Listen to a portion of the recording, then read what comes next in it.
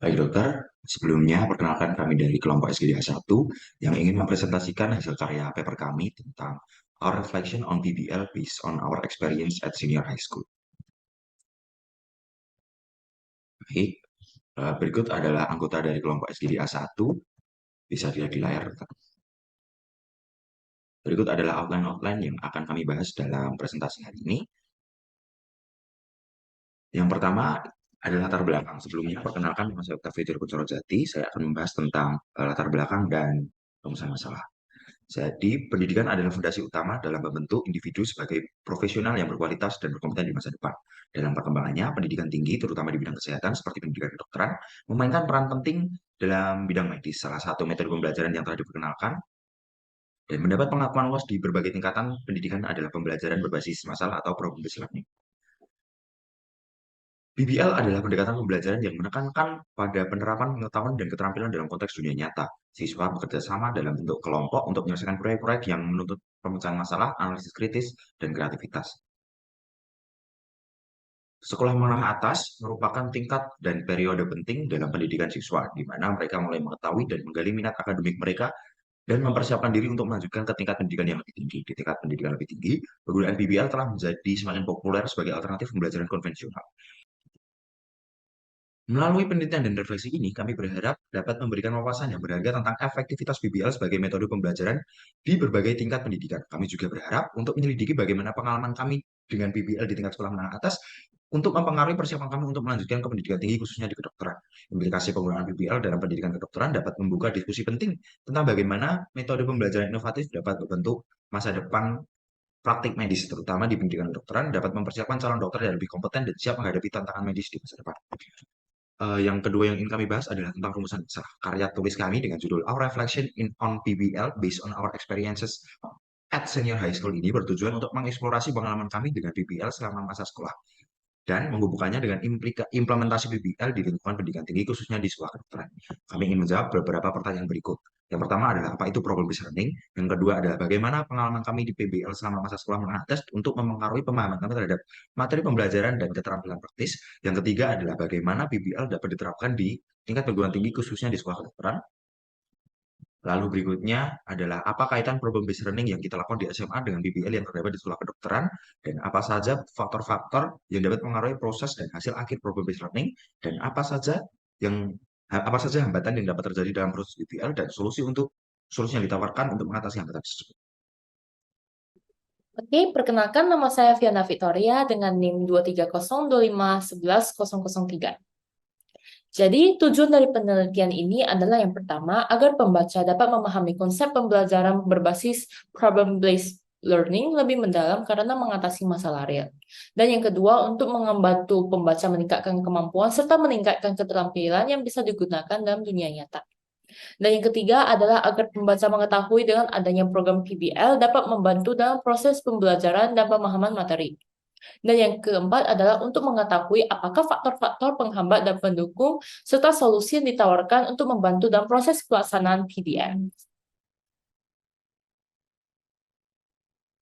Dan kemudian manfaatnya bagi penulis dan pembaca adalah yang pertama, dengan dibuatnya penelitian ini, penulis dapat meningkatkan kemampuan dalam membuat sebuah karya tulis, juga menambah wawasan tentang problem-based learning, serta menambah pengetahuan pemahaman materi penelitian ini.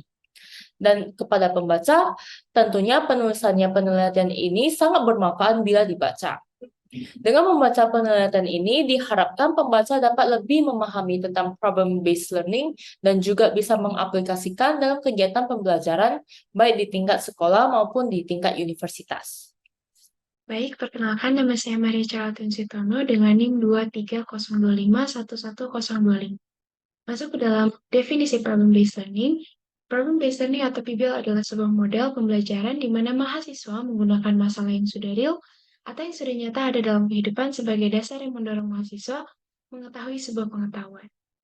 PBL juga menjadi cara pendidikan yang lebih berfokus kepada pemecahan masalah sebagai hal utama untuk membantu mahasiswa memperoleh pengetahuan dan keterampilan.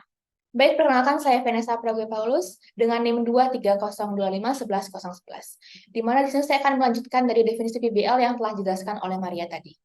Problem-based learning di sini membuat kita berpikir kritis untuk membantu mahasiswa dapat memecahkan masalah dengan bagaimana kita mencari solusi informasi berdasarkan masalah tersebut. Di mana kasus dalam permasalahan PBL ini bersifat netral, sehingga kita perlu komunikasi aktif untuk saling melengkapi informasi yang dibutuhkan dengan berdiskusi. Dalam PBL ini pun memiliki esensi active participation, yaitu yang pertama adalah mencari kejelasan, yaitu find explanation for the phenomena and the relationship, serta building on their previously acquired knowledge. Dan yang kedua itu adalah menggugah rasa penasaran hal yang perlu kita ketahui, explore hal yang belum kita ketahui, yaitu raise question. Dan yang ketiga itu membuat pertanyaan, di mana ini adalah generate learning issue as a starting points. Dan yang keempat adalah dengar literatur yang baik dan benar, yaitu dengan searching the literature. Dan yang kelima itu adalah mensintetiskan pengetahuan, yaitu synthesis of the knowledge, mendapatkan pengetahuan yang belum kita ketahui. Sehingga dalam PBL ini juga diperlukannya fasilitator atau instruktur agar membimbing kita dalam proses pembelajaran problem-based learning ini. Berdasarkan definisi yang sudah kita pelajari sebelumnya, bisa kita ambil manfaat dari problem-based learning, yaitu bisa dijadikan model pembelajaran yang bisa mengoptimalkan serta meningkatkan pengetahuan mahasiswa. Karena mahasiswa dilatih untuk mengembangkan keterampilan dalam berpikir kritis, memiliki pemahaman yang mendalam, serta bekerja sama dalam tim untuk memecahkan sebuah masalah. Dengan menggunakan PBL juga pastinya bisa meningkatkan motivasi, karena problem-based learning berfokus pada masalah yang sudah nyata, jadi bisa mendorong mahasiswa untuk belajar dan mencari tahu. Baik, selanjutnya perkenalkan saya Nika Fitria Parahita dengan NIM 23025-11019 yang sekarang akan memaparkan mengenai penerapan PBL di kalangan SMA. Problem-based learning telah diterapkan sebagian besar sekolah Indonesia dengan tingkat keefektifannya dapat tercapai apabila setelah menggunakan model ini terjadi peningkatan kemampuan pemahaman, konsep, dan berpikir kritis peserta didik. Penerapan dari SMA akan membuat siswa untuk terlatih dan terbiasa berpikir dalam menemukan solusi dan mekanisme prosesnya. Dengan beberapa penelitian yang pula mendukung hasil penelitian ini, salah satu dari Idris Dafar pada tahun 2021 yang merumuskan hasil bahwa terjadi peningkatan belajar siswa di setiap siklusnya mencapai 20,59%. Penerapan PBL di SMA memiliki pola-pola yang berbeda. Cara penerapan di setiapnya menggunakan cara yang berbeda-beda. Ada yang menuangkan dalam bentuk proyek, ada yang memberikan topik dengan diskusi di hadapan kelas melalui presentasi, serta melakukan praktek secara langsung untuk menemukan jawaban dari masalah. Tujuannya adalah penerapan dari SMA ini akan membuat siswa dapat terlatih dan terbiasa berpikir untuk menemukan solusi dan mekanisme pencapaiannya. Tentunya PBL ini akan berdampak sangat baik pada pengembangan kognitif siswa, sehingga siswa akan terbiasa dengan pola belajar kritis dan mandiri, dan juga mempermudah siswa untuk menghadapi jenjang pendidikan berikutnya. Lanjutkan dengan saya, Putu Nadira Pesantiasa dengan NIM 23025-11013. Saya akan menjelaskan tentang sistematika PBL yang diterapkan oleh Fakultas Kedokteran Universitas Udayana. Dengan dibuatnya kelompok diskusi kecil atau small group discussion, para mahasiswa diberikan sebuah case atau kasus tentang pasien dan keluhannya, lalu mendiagnosis apa penyebab dari keluhannya. Mahasiswa bisa beropini akan pendapatnya secara leluasa di SGD ini. Dengan adanya tutor atau fasilitator, mahasiswa bisa membahas kasus tanpa adanya distraksi dan akan diberikan fasilitasi dari fasilitator jika kebingungan. Universitas Udayana mempunyai sistem PBL yang diadopsi dari Harvard Six Step Method, Maastricht Seven Step Process, Universitas of Sydney Three Step Model. Tahap pertama dari sistem PBL ini adalah generate yang bertujuan untuk membuat dan mendalami hipotesis, lalu mengidentifikasi isu pembelajaran. Generate bisa dilakukan dengan cara belajar sendiri atau independent learning atau dengan e-learning. Tahap kedua itu clarify dan consolidate, yang dimana merupakan sebuah diskusi kecil, yaitu SGD, dengan fasilitator. Tujuan untuk menerapkan dan mengintegrasi pengetahuan dasar ilmu pengetahuan medis mereka agar bisa memberikan penjelasan tentang gejala, simptom, dan investigasi hingga bisa membuat rencana manajemen pasien. Yang tahap terakhir yaitu tahap consensus of learning yang dilaksanakan di plenary session. Sesi ini bertujuan untuk mencapai kesepakatan dan konsensus diskusi yang berkaitan dengan topik.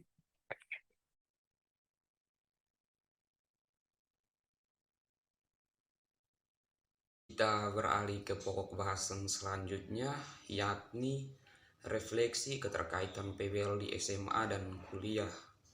Berbicara mengenai PBL di SMA dan kuliah, pada hakikatnya tidak jauh berbeda. Kemiripan PBL tersebut dapat kita lihat melalui nilai esensial atau nilai penting atau komponen penting yang mesti ada dalam PBL. Paling kurang ada 5 nilai penting yang mesti ada dalam PBL, di mana 5 nilai penting itu yang mengindikasikan bahwasannya PBL di SMA memiliki kemiripan dengan PBL di kuliah. 5 nilai itu adalah, yang pertama adalah orientasi siswa pada masalah, yang kedua adalah kolaborasi dalam pemecahan masalah, selanjutnya penyelidikan masalah, penyajian masalah, dan yang terakhir atau yang kelima adalah evaluasi diri. Kelima nilai ini ada juga dalam PBL yang diterapkan di SMA, ada juga PBL yang diterapkan di kuliah. Hanya saja PBL di kuliah itu bedanya masalah atau kasus yang dihadapi lebih rumit daripada yang di SMA. Tapi pada hakikatnya sama-sama memiliki unsur sama-sama memiliki kelima nilai esensial tersebut, sehingga memiliki kemiripan. Halo teman-teman semua, perkenalkan saya Raihan dengan NIM terakhir 015, melanjutkan apa yang Fendi sampaikan tadi, yaitu tentang refleksi keterkaitan PBL di SMA dan kuliah. PBL di SMA dan di kuliah itu memiliki korelasi. Kenapa saya bilang begitu? Karena PBL di SMA itu punya keterkaitan dengan program belajar yang ada di SMA. Nah, program belajar Merdeka Belajar ini itu lebih difokuskan kepada pengembangan siswanya dan bagaimana siswa itu bisa memilih prospek kerja atau prospek jurusan lah minimal yang ingin dia masuki saat kuliah nanti agar lebih efektif. Nah, ini berhubungan kepada PBL yang di kuliah karena selain itu akan mengurangi risiko anak itu salah jurusan, lalu juga melatih kualitas anak SMA itu sehingga mereka bisa lebih kreatif dibanding kakak tingkatnya saat mereka kuliah nanti. Lalu selanjutnya, perkenalkan nama saya Majidan dengan NIM 23025111023. Di sini saya akan menjelaskan faktor yang mempengaruhi pencapaian hasil PBL. Model pembelajaran PBL merupakan salah satu strategi belajar yang sangat efektif dalam memahami suatu pembelajaran. Model pembelajaran berbasis masalah ini berpusat pada siswa dan mengajarkan mereka cara berpikir kritis dan memecahkan masalah. Model ini juga mengajarkan siswa untuk menganalisis masalah mereka sendiri.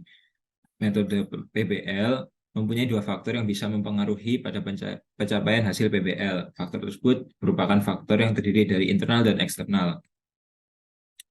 Faktor internal pada PBL yaitu faktor yang berasal dari individu masing-masing seperti faktor jasmania, psikologis, dan juga motivasi mahasiswa itu sendiri. Lalu selanjutnya faktor eksternal. Faktor eksternal juga sangat berpengaruh pada metode pembelajaran PBL. Faktor eksternal seperti pendampingan guru, dukungan orang tua, kolaborasi, dan sumber daya yang diberikan pada mahasiswa sangat berperan penting dalam metode pembelajaran problem-based learning.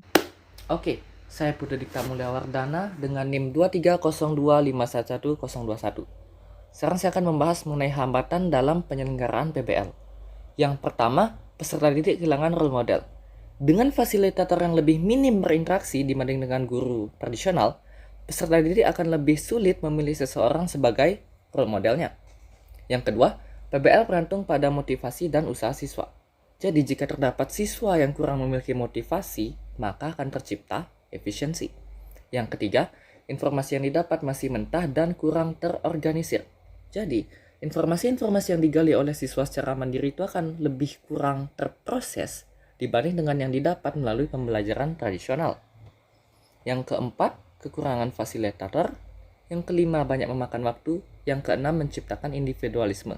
Kenapa individualisme? Individualisme ini bisa secara tidak langsung terpupuk jika terdapat kurangnya kolaborasi antara peserta didik serta minimnya intervensi dari fasilitator. Dan yang terakhir adalah fasilitas yang kurang mencukupi.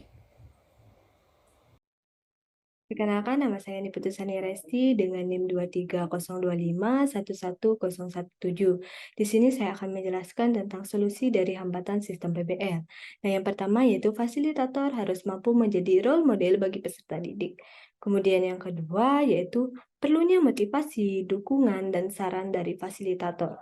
Kemudian yang ketiga yaitu Pelatihan SDM. Institusi yang ingin mengadopsi sistem PBL dapat mulai untuk melatih SDM-nya sedini mungkin agar memiliki kemampuan untuk menjadi fasilitator yang mumpuni. Kemudian yang keempat yaitu PBL ditemani dengan sistem lain. Nah, meskipun tidak dapat dipungkiri bahwa hasil yang diberikan sistem PBL lebih baik dibandingkan pembelajaran tradisional, tetapi sistem PBL memerlukan waktu yang lebih lama agar bisa menunjukkan hasilnya. Oleh karena itu, khususnya pada kurikulum yang padat, disarankan agar sistem PBL digunakan sejalan dengan sistem pembelajaran tradisional, sehingga tidak akan terjadi kekurangan waktu, namun penggunaan PBL masih dapat dimaksimalkan. Kemudian yang kelima yaitu penanaman nilai kolaborasi. Nah, harus dilakukan penanaman mengenai pentingnya kolaborasi antar peserta didik, baik dari usaha fasilitator maupun dari kesadaran peserta didik sendiri. Kemudian yang keenam yaitu perlu adanya peningkatan sarana dan prasarana. Kesimpulan yang dapat kita ambil yaitu bahwa problem-based learning atau PBL adalah metode pembelajaran di mana mahasiswa menggunakan masalah nyata dalam kehidupan sebagai dasar untuk mengetahui sebuah pengetahuan. PBL di SMA seperti presentasi, proyek, ataupun praktik langsung, dan tentunya PBL dapat diterapkan di kuliah kedokteran. Misalnya Universitas Udayana, Fakultas Kedokteran, mengadopsi 3 sistem PBL seperti Harvard 6-Step Method, Maastricht 7-Jump Process, dan USGD 3-Steps Model. Pola penerapan di masa SMA dengan masa kuliah tak jauh berbeda. Mereka sama-sama memiliki pola penerapan PBL yang menekankan kemampuan analisis mengenai permasalahan yang ada.